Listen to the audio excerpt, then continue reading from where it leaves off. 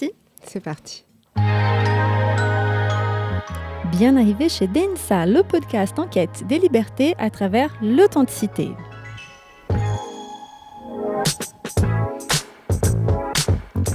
Et pour commencer, en toute sincérité, moi, Sarah Poli, avoue qu'aujourd'hui, je me sens bien. Voilà, parce qu'on enregistre un 12e épisode avec la même invitée. Et le premier épisode qu'on a fait ensemble, ça avait une valeur émotionnelle pour moi tellement importante et je ne savais pas comment ça allait se passer et je suis ravie de comment ça s'est passé. Et du coup, j'ai ressenti ce relâchement, on a fait une belle chose ensemble et là, on peut juste papoter. Voilà ce qu'on va faire ici maintenant parce qu'on est là pour être soi-même et essayer de comprendre comment faire pour être authentique dans un monde qui essaie constamment de nous formater. J'ai cliqué le mauvais bouton. Et ben voilà, le podcast de l'authenticité, ça se passe comme ça. Donc, sans le fond musical, les amis, les amours, je vous présente et je vous représente pour les personnes qui étaient là au dernier épisode, Rana Gorgeni. Rana, bienvenue. Merci, enchantée de faire ce second épisode ensemble. Merci beaucoup. Et on est là sur ce 12e épisode pour parler plus précisément de la danse soufie, de la philosophie soufie, de la personne Rana Gorgeni et qu'est-ce qu'elle représente aussi dans le monde soufi. Donc Rana, je vais te proposer la première question d'ouverture du podcast. Comment tu te sens aujourd'hui sincèrement ? Aujourd'hui, là, je me sens un peu fatiguée, pour tout vous dire. Alors, c'est lié à plusieurs choses. Le temps a une influence sur moi. Nous sommes bien, voilà. Oui. Voilà, nous sommes, ça y est, la saison d'hiver est là. Bon, ça, c'est le côté un peu négatif. Mais le côté positif de cette fatigue, c'est que j'ai assisté à l'Institut du monde arabe, un merveilleux concert de musique soufie d'ailleurs, musique Qawwali du Pakistan. Donc voilà, et j'avais hier soir encore toutes les vibrations en moi.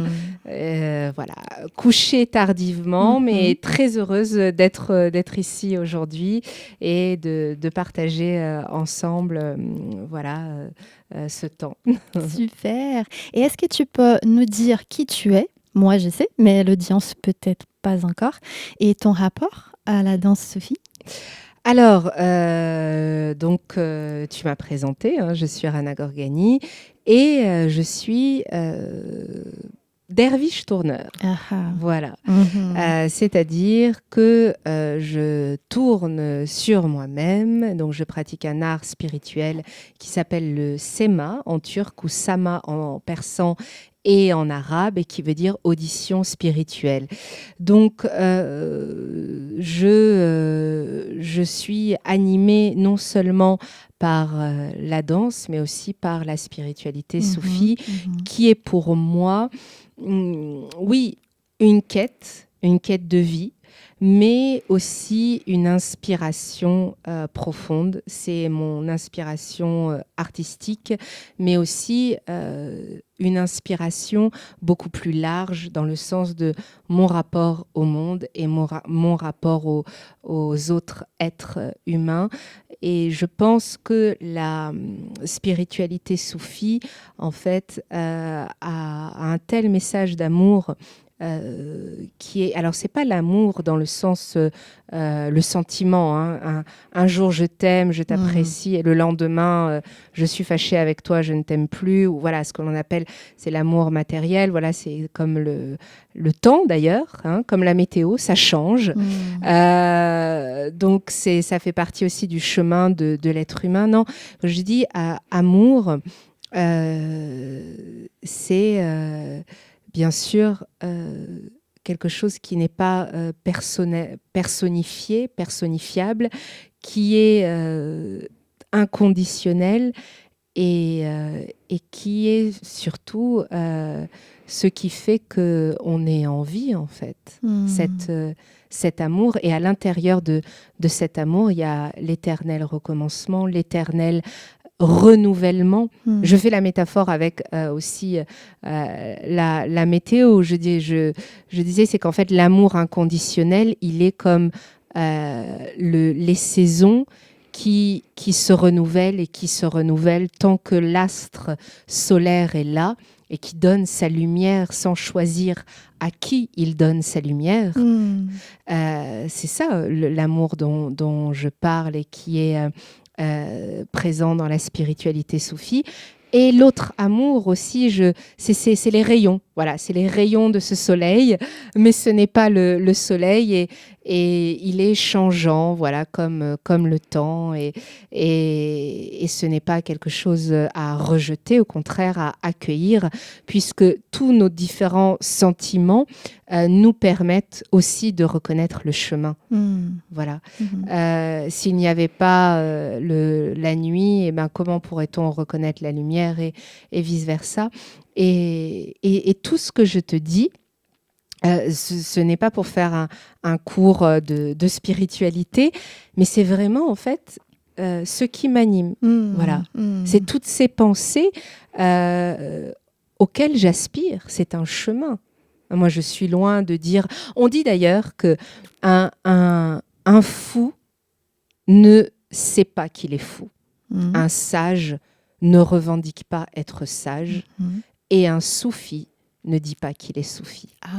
Donc déjà, rien que le fait de dire « moi, je suis ci, moi, je suis ça », c'est déjà la preuve qu'on n'est pas. Alors, je ne sais pas vraiment ce qui je suis, alors, mais en tout cas, voilà, l'art de cette danse soufie est pour moi voilà, le centre, voilà, le centre d'une vie qui est riche en rencontres, comme notre rencontre en fait, et qui permet finalement, encore une fois, je l'ai dit dans le podcast précédent, mais qui nous permet d'être en lien.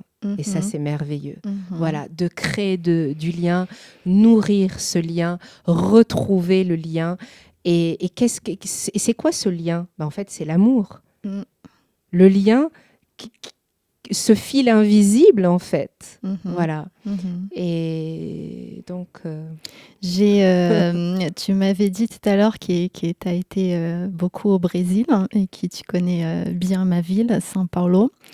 Et moi, ici en France, ça me fait souvent rigoler, mes amis européens et même certains amis asiatiques qui me voient me comporter dans le monde avec les gens.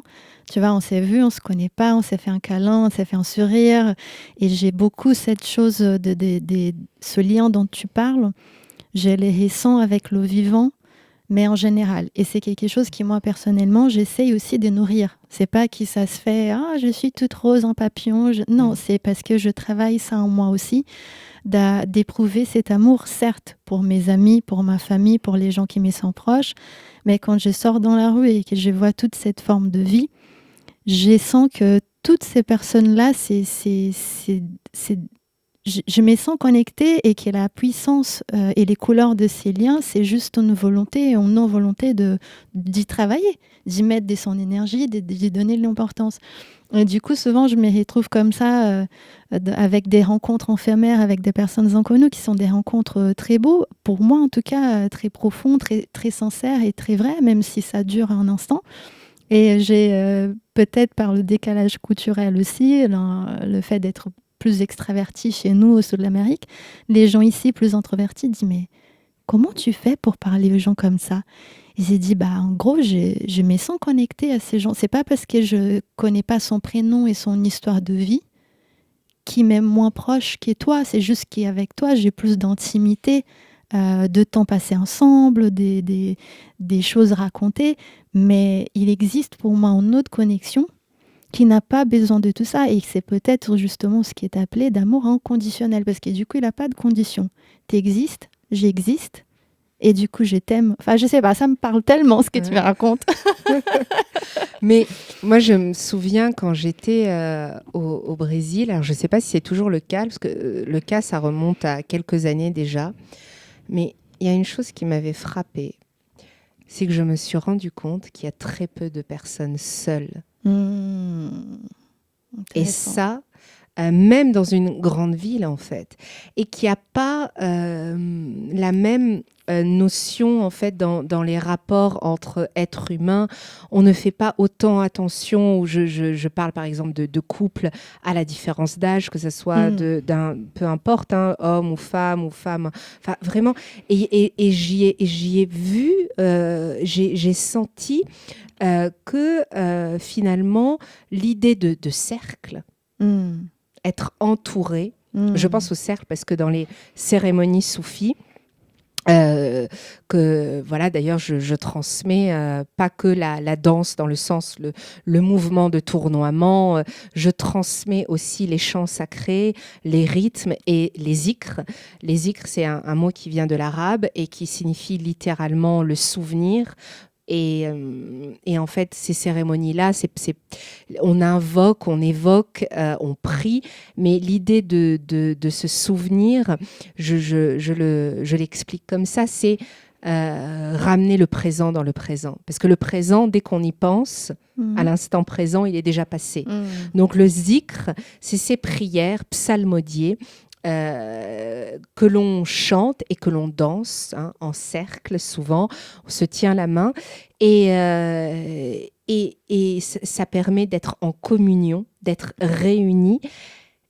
Et ça, lorsque j'étais au Brésil, j'ai souvent organisé des zikrs, ces cercles de prières soufis que les gens découvraient, mais ça ne leur était absolument pas étranger.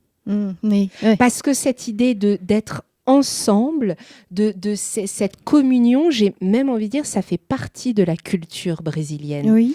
Et j'y ai trouvé là-bas une oui, c'est pas le mot chaleur humaine, mais ce sentiment, cette sensation d'être entouré. Très facilement, on est entouré, comme embrassé. Il y a... Et je crois que ça vient aussi d'un peuple qui a une culture ancestrale, avec beaucoup de la présence voilà, des Indiens, des rituels, et qui fait partie, en fait, qui fait partie du quotidien des Brésiliens. Il y a beaucoup de gestes que je fais pendant les cérémonies, comme purifier l'espace, utiliser des encens, utiliser des herbes. Il y a une herbe que l'on appelle esfand. En fait, c'est pas vraiment une herbe, c'est des graines. Et c'est des graines que l'on fait quotidiennement en Iran, et aussi avant des cérémonies, qu'on brûle. Ça a une odeur assez particulière, pas mauvaise du tout, mais on sent que voilà, un peu une odeur de brûlé ou de feuilles brûlées, et pour chasser le mauvais œil. Et en même temps, cette graine a vraiment des vertus qui sont purifiantes. Et je me suis rendu compte que ce genre d'action, en fait, c'est aussi le quotidien de beaucoup de Brésiliens. Ça n'étonne personne, c'est pas du tout particulier. Et voilà, alors que au niveau géographique, on n'est pas du tout, on est très éloigné, hein, l'Iran ou les pays du Moyen-Orient et l'Amérique du Sud. Et pourtant, dans le quotidien ou dans les coutumes ou dans les célébrations, j'y ai vu beaucoup de similitudes, similarités.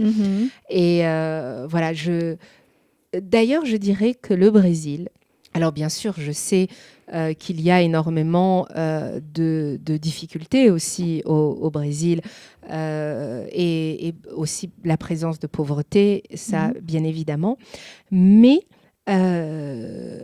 personnellement, je me suis sentie chez moi. Ça veut dire que j'y ai vu tellement de mixité, de richesse, et d'ailleurs, je passais pour une Brésilienne sans aucun souci. Donc, c'est-à-dire que c'est tellement... Il y a ce mélange, en fait. Ce mélange par rapport à l'histoire du Brésil fait que le Brésil n'a pas une seule couleur.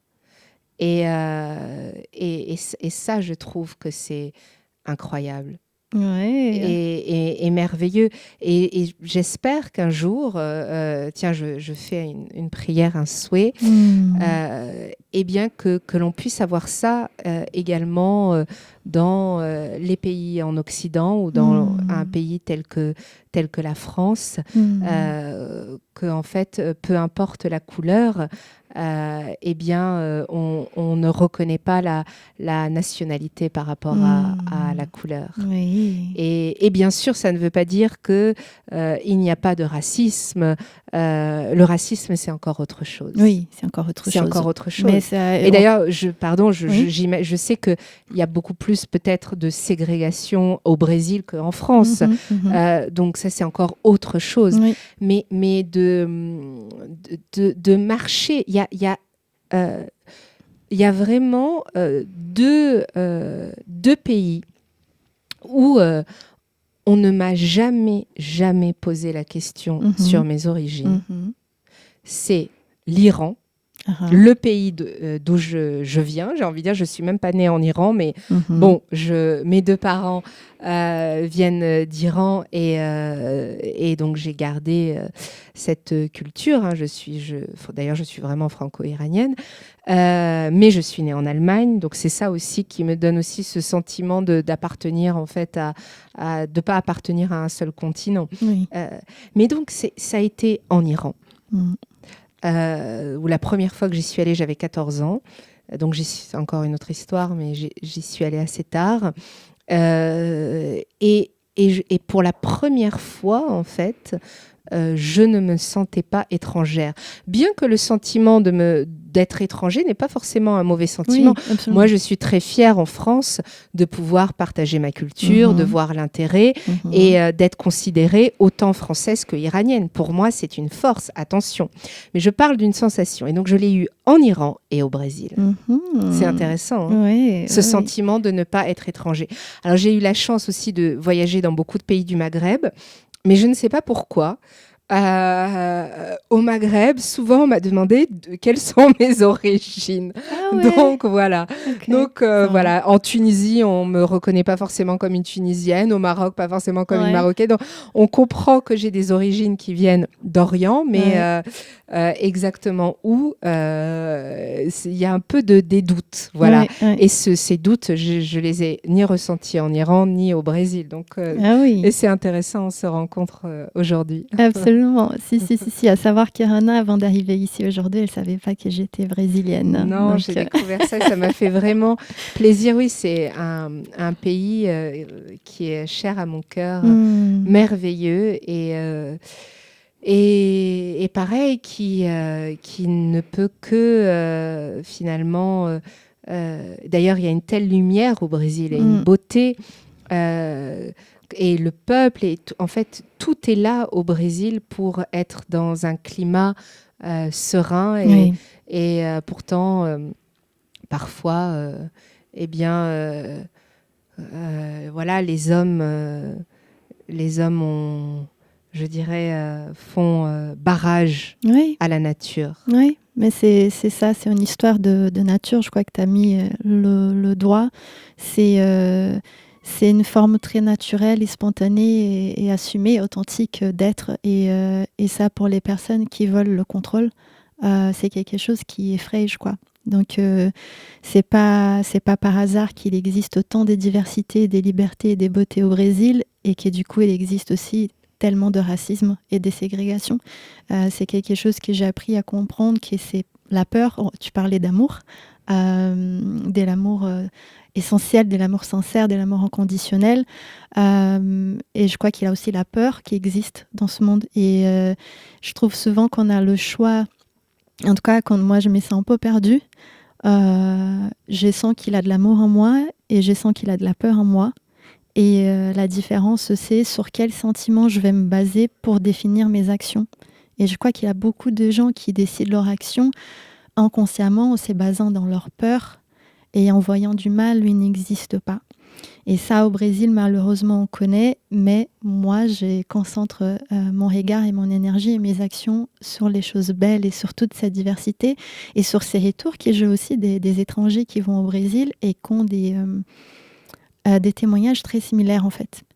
Beaucoup de gens disent je passais par un Brésilien, ou sinon je m'y suis sentie chez moi. Tout le monde voyait que j'étais étranger, mais du coup, davantage, on essayait de m'intégrer. Ce qui n'est pas ce que je ressens ici toujours. Tu vois, si t'es étranger, c'est un peu à toi de faire l'effort de comprendre nos habitudes et d'être adapté, alors que chez nous, qu'on en comprend, qu'il y a quelqu'un étranger, au contraire, on a envie, mais attends, mais il faut que tu goûtes ça, il faut que tu ailles là-bas, il faut que tu viennes ici.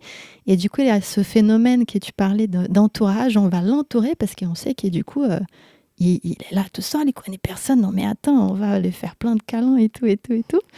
Et avec Densa, ma volonté, maintenant c'est aussi un podcast, mais au début c'est toujours des propositions, des rencontres dansantes pour se défouler, vraiment danser à sa volonté, à sa manière, parce que ça c'est quelque chose que j'ai, autant que différences culturelles, j'ai vu que les gens ici n'osaient pas le faire, et que quand ils me voyaient le faire, ils venaient en fin de soirée dire « Oh, je t'ai vu danser, ça m'a donné tellement envie. Oh, mais j'ose pas, je pourrai jamais. » J'ai dit « Non, mais attends, il faut que je propose quelque chose à ces personnes. » Mais c'est vraiment systématiquement, pendant des années, ce genre de retour. Et du coup, je parlais à mon entourage ici. Ils m'ont dit « Mais tu sais, Sarah, nous, on danse, mais c'est quand t'es là. Hein. Quand t'es pas là, on n'ose pas. » Et là, j'ai compris. Je suis en train de partager quelque chose qui, justement, appartient à ma culture, que j'amène ici autant que brésilienne, et qui a ici, ça a un vrai rôle, parce que là-bas, c'est acquis. Bien sûr, mais tu parles de liberté de danser, de s'autoriser en fait à exprimer à travers soi, voilà ce que le mouvement, voilà ce que l'on ressent.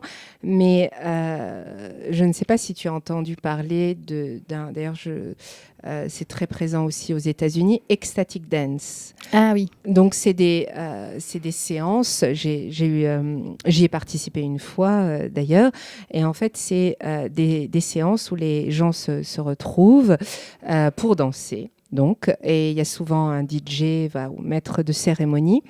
Et l'idée est de danser et de lâcher prise. Et lorsque j'avais participé à ça, je me suis dit, mais quand même, en fait, pour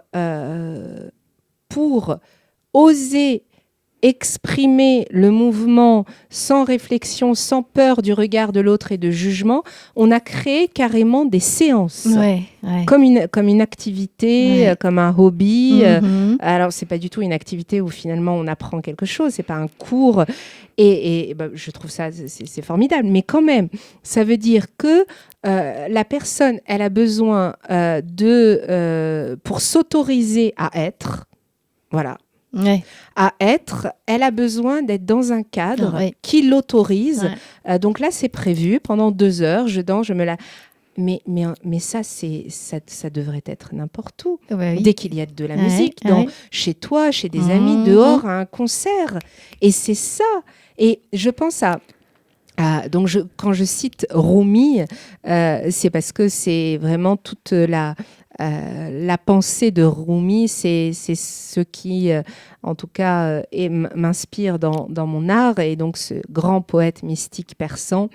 Et si la danse soufie perdure, c'est grâce à Rumi, qui a...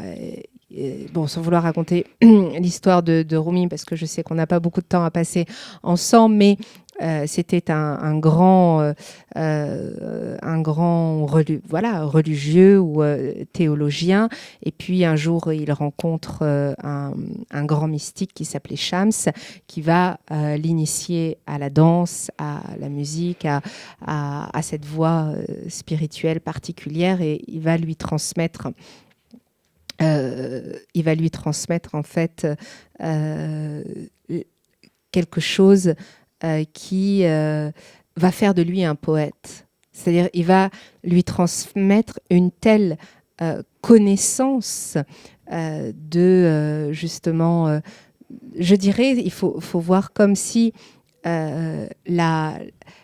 Rumi, ce poète, était un grand penseur, même.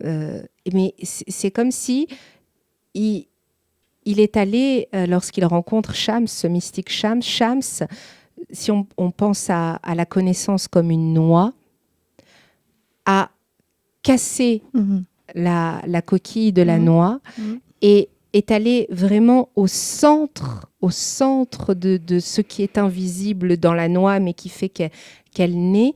Et c'est ce secret-là, en fait, qu'il a transmis à Rumi.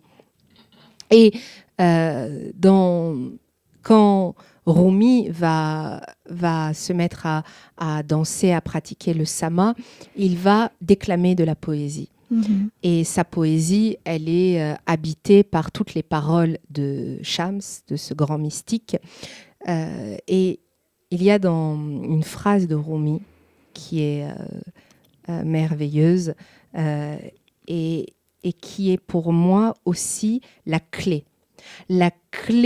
de même du mot tolérance. Cette phrase, c'est « parais tel que tu es ou sois tel que tu parais ». Authenticité. Eh oui, parais tel que tu es ou sois tel que tu parais.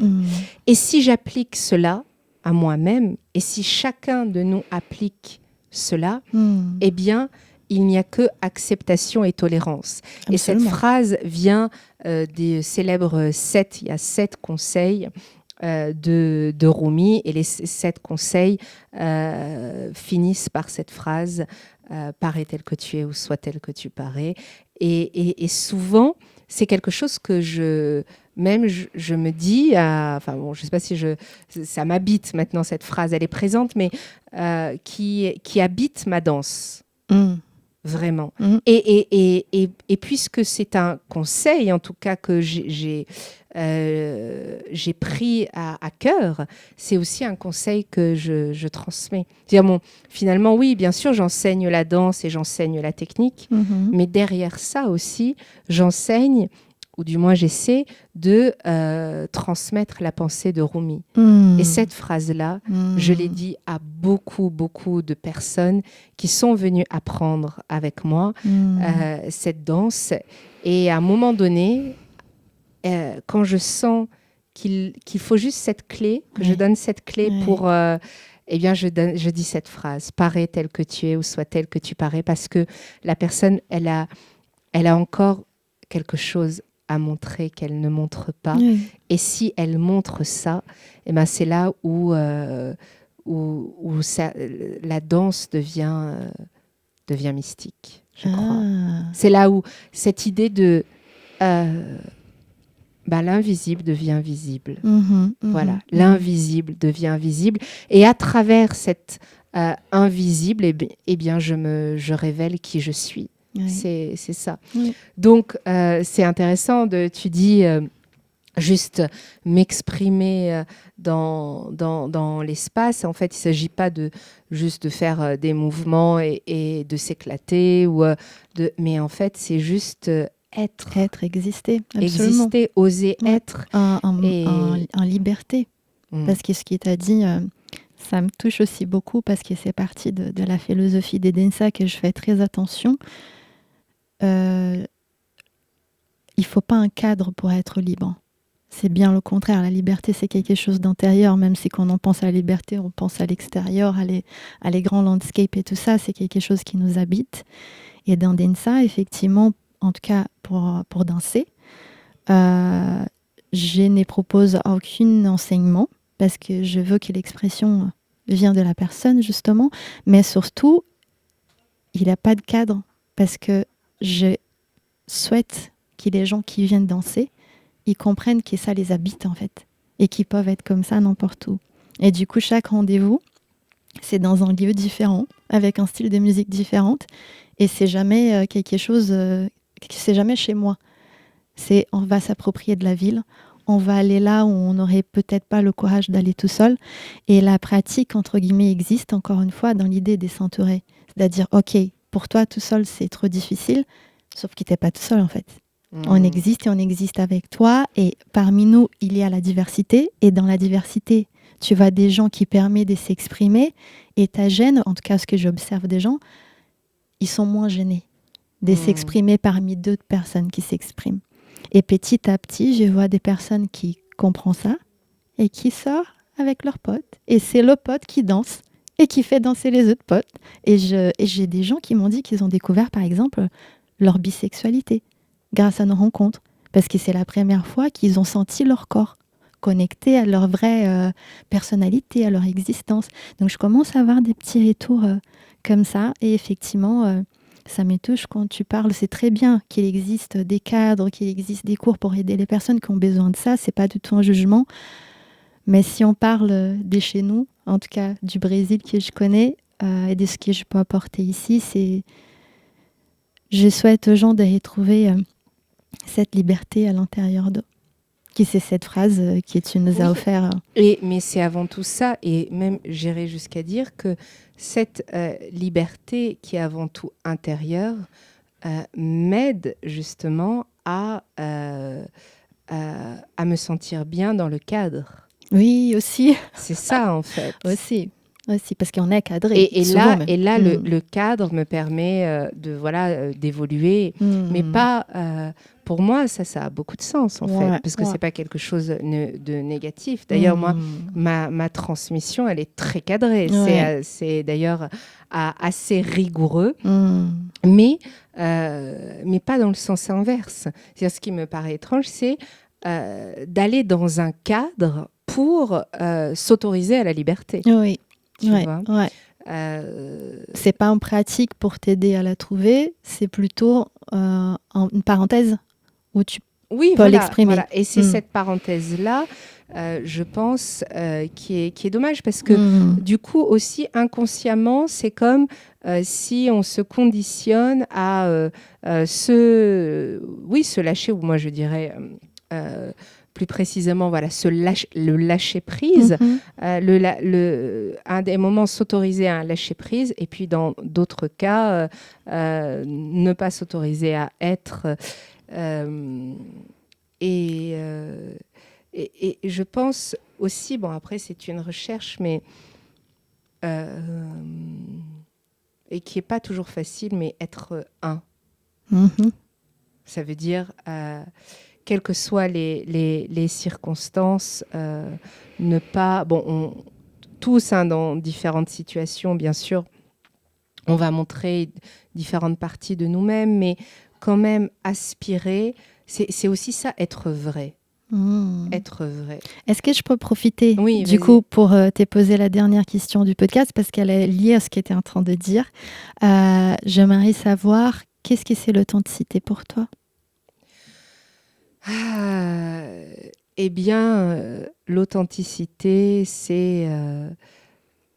alors bien sûr, c'est facile à dire, mais surtout ne pas avoir peur du regard de l'autre et avoir confiance en ses idées, en ses actions, peu importe les conséquences.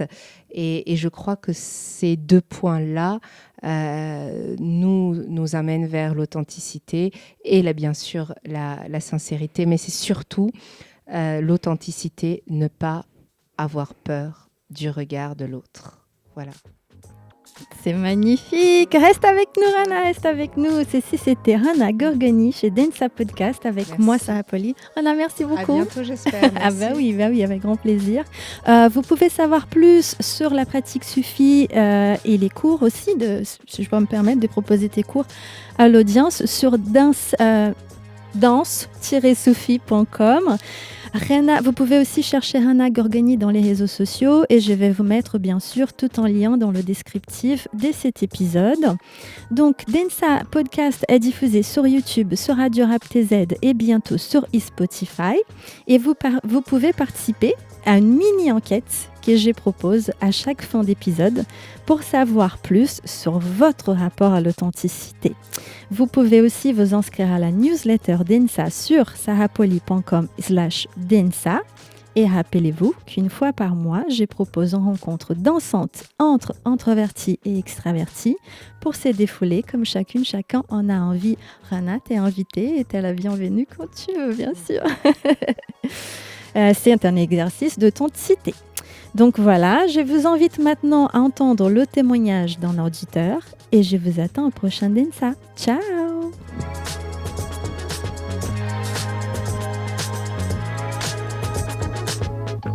ferais la différence entre la sincérité et l'authenticité, dans le sens où sincérité, ce serait une forme de courage, d'expression véridique, alors que l'authenticité, c'est plutôt quelque chose qu'on choisit pas et qui viendrait finalement malgré nous ou sans y penser. Merci. Merci. Ça a été aussi Ouais, celui-ci? super. Et pour toi? Ah oui.